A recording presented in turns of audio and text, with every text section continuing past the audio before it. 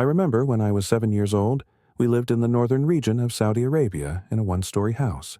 Popular.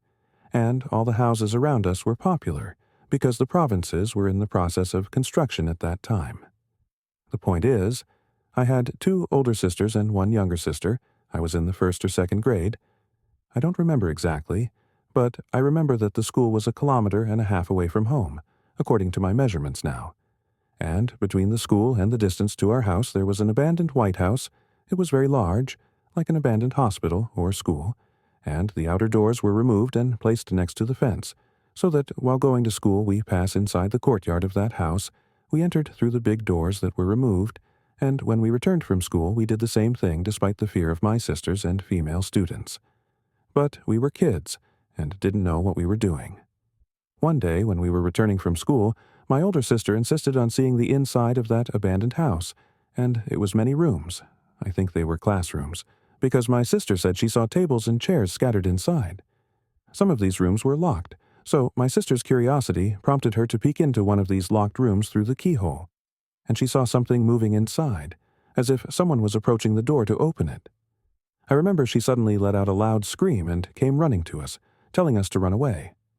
Everyone started running, and I was running after them and crying, because they were older than me and way ahead of me. A week or less after that incident, precisely when sunset came, when my mother was praying and we were playing in the street, a man with the appearance of an old man wearing a dark dress and a shabby jacket passed by. For a week he passed by the same place at the same time, as if he was waiting for an opportunity.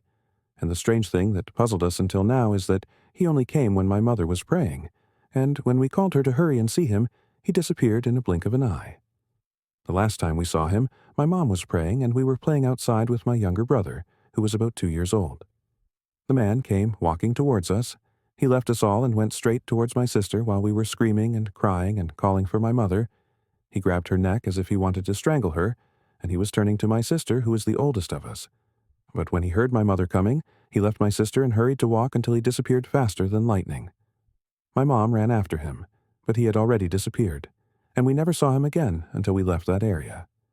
But my sister, whose neck he grabbed, told us that his eyes were scary, as if there was a strange color under his eyelids. Although I was very young at the time, I will never forget that horror that we have not found an explanation until now, and no one believed us. Although all the people in the neighborhood said that the area was inhabited by jinns.